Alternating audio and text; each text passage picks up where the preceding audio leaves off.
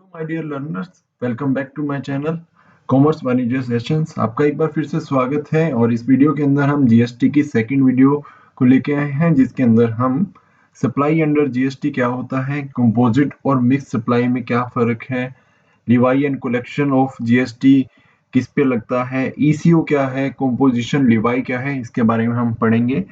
ये जो वीडियो रहने वाली है ये किसी भी यूनिवर्सिटी के स्टूडेंट्स के लिए काफ़ी हेल्पफुल रहेगी। उनको एक अच्छी अंडरस्टैंडिंग हो जाएगी इस वीडियो को देखने के बाद जीएसटी के बारे में। तो चलिए चलते हैं नेक्स्ट स्लाइड में और देखते हैं हमारा जीएसटी की सप्लाई। सप्लाई अंडर जीएसटी, आज हम इसका मीनिंग जानेंगे कि हमें ये समझ में आता है कि अगर हमें जीएसटी फ्रेमवर्क के अंदर अगर हम हैं तो हमें ये पता होना चाहिए कि हमारी जो ट्रांजैक्शन है वो कहाँ पर हुई है। क्योंकि जब तक हमें ये नहीं पता होगा कि हमारी जो ट्रांजैक्शन है, जो हमने गुड्स और सर्विसेज दी हैं, वो किस जगह पर दी हैं, तो हम ये टैक्स नहीं लगा सकते कि हमें कौन सा टैक्स वहां पर लगाना चाहिए। तो आप देख सकते हैं, the term supply is broadly defined under section 7 of CGST act 2017। तो सेक्शन 7 आपको याद रखना है कि सप्लाई किस में बात की गई है, सीजीएसटी एक्ट के अंदर सप्लाई की सेक्शन 7 में बात की गई है। अब इसके अंदर क्या आ जाता है, all form of supply of goods और सर्विसेज और बोथ, मतलब किसी भी तरह की गुड्स या फिर सर्विसेज या इन दोनों का मिक्सचर आपका सप्लाई माना जाएगा। जैसे कि सेल अगर आप करते हैं, या आप ट्रांसफर करते हैं, या बार्टर आप करते हैं, या एक्सचेंज है, लाइसेंस, रेंटल, लीज और डिस्पोजल डिस्पोजल ये सभी क्या है, आपकी सप्लाई के अंदर काउंट हो जाती हैं। It includes all form of supply made for a consideration, और कंसिडरेशन के बदले में ही आप क्या है, कोई ना कोई सप्लाई कर रहे होते हैं। Next is scope of supply. Scope of supply जब आपको एग्जाम में पूछा जाएगा तो आपको ये कुछ पॉइंट्स लिख के आने हैं। तो जिसके अंदर सबसे पहला है सेल ऑफ गुड्स और सर्विसेज। अगर आप गुड्स और सर्विसेज में किसी भी चीज की क्या कर रहे हैं, सेल कर रहे हैं, मतलब किसी दूसरे पर्सन को बेच रहे हैं in the exchange of money, then it will count as a supply.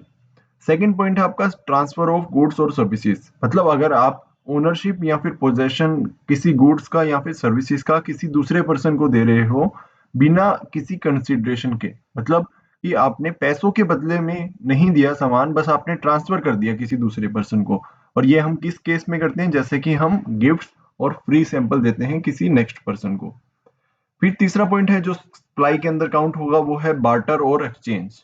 Barter system हम 11th क्लास से पढ़ते आ रहे हैं इकोनॉमिक्स में, जिसमें हम समझते हैं कि हमने एक सामान किसी को दिया और उसके बदले में कोई दूसरा सामान उससे ले लिया। तो ये भी चीज क्या है, सप्लाई के अंदर काउंट होगी। फिर उसके बाद है लीज, लाइसेंस और रेंटल।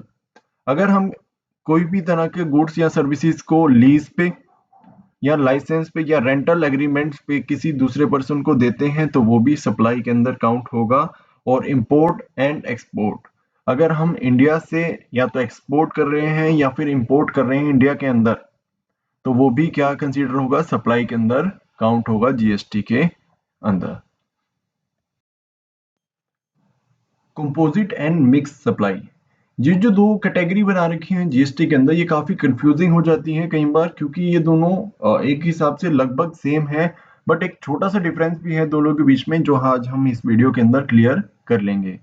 पहले बात करते हैं कंपोजिट सप्लाई की। कंपोजिट सप्लाई में अगर आप देख रहे हैं तो आप देखिए क्या लिखा हुआ है कि इट इन्वॉल्व्स टू और मोर गुड्स और services that are naturally bundled together and supplied in combination, मतलब दो या दो से ज्यादा कोई भी आइटम, कोई भी गुड्स या सर्विसेज जिनको नेचुरली एक साथ कर दिया गया है और उसको उन साथ में ही क्या कर रहे हैं, सप्लाई कर दिया जा रहा है।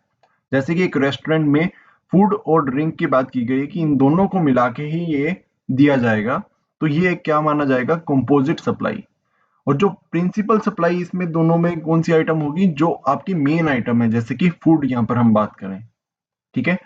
और जो जीएसटी है वो किस पे चार्ज होगा, ये प्रिंसिपल सप्लाई पे ही आपका जीएसटी चार्ज होगा। अब बात करते हैं सेकंड मिक्स्ड सप्लाई की।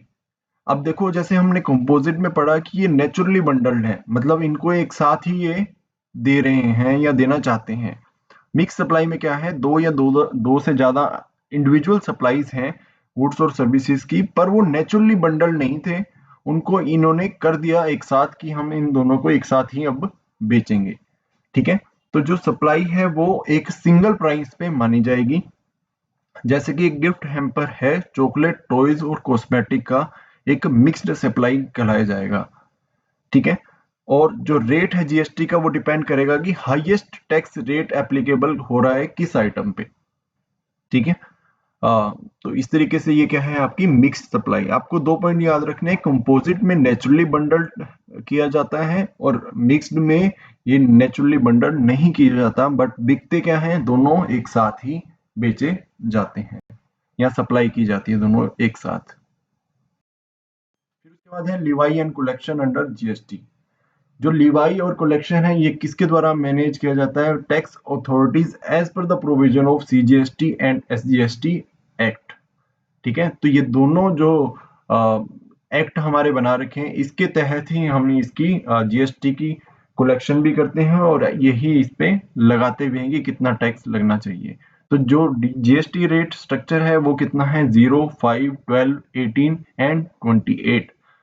ये हमारी 5 ऐसी रेट्स हैं जिस पे हम जीएसटी को कलेक्ट करते हैं या जिस पे जीएसटी लगाया जाता है। Some goods and services are exempt. इसके अलावा कुछ ऐसी भी आइटम है जो एग्जेम्प्ट हैं, मतलब जिन पे हम टैक्स कलेक्ट नहीं कर रहे हैं। ठीक है। तो ये हमारा होगा जीएसटी रेट स्ट्रक्चर। और अगर आपने मेरी पिछली वीडियो नहीं देखी है तो आप उसको भी जरूर देख लें। उसके अंदर मैंने आपको ये जो कौन सी ऐसी आइटम्स हैं जो 5%, 12%, 18 और 28% में आती हैं उसके बारे में डिस्कस किया है। और इससे बेसिक जो आपको सप्लाई से पहले पता होना चाहिए कि GST all what is all about, वो आपको उस वीडियो से क्लियर हो जाएगा और आई बटन पे आपको वो मिल जाएगा। ठीक है। इसके बाद हम बात कर रहे हैं रिवर्स चार्ज मैकेनिज्म की। कि रिवर्स चार्ज मैकेनिज्म में क्या होता है कि जो रेसिपिएंट है सप्लाई का, मतलब एक होता है सेलर, सप्लायर, एक दूसरा होता है रेसिपिएंट, मतलब जो आइटम को रिसीव करने वाला जिसको सप्लाई की गई है। अब जो सप्लाई जिसको की गई है वो यहाँ पर क्या करता है? टैक्स को पे करता है। ऐसा क्यों? ऐसा 2 कारणों की वजह से हो सकता है कि यहाँ पर सप्लायर ना पे करके कौन पे कर रहा है? रेसिपिएंट। कई बार ऐसा होता है जो सप्लायर है वो एक अनरजिस्टर्ड पर्सन है। अनरजिस्टर्ड का मतलब उसने जीएसटी के अंदर अपने आप को रजिस्टर ही नहीं कर रखा। तो उस समय क्योंकि वो उन्हें रजिस्टर कर नहीं रखा तो वो जीएसटी को पे कैसे करेगा गवर्नमेंट को? उस समय पर क्या होता है, जो रेसिपिएंट है सामान लेने वाला या जिसको सप्लाई मिली है वो उसको पे करेगा। ठीक है। और इंपोर्ट ऑफ सर्विसेज पे भी क्या होता है? रिवर्स चार्ज मैकेनिज्म लगता है। Next, tax on electronic commerce operator. ये जो इलेक्ट्रॉनिक कॉमर्स ऑपरेटर है इसको डिफाइन किया गया है जीएसटी के अंदर कि ये एक ऐसी बिजनेस फैसिलिटेटिंग सर्विसेज हैं या supply of goods and services है एक ऑनलाइन प्लेटफॉर्म के थ्रू, जैसे कि ई कॉमर्स वेबसाइट्स। अब ये ई कॉमर्स वेबसाइट क्या करती हैं? ये एक सप्लायर को एक बायर के साथ मिलवाती हैं। पर इनका क्या काम है? इनका जीएसटी के अंदर ये काम है कि ये ही क्या करेंगी? जीएसटी को पे करवाएंगी।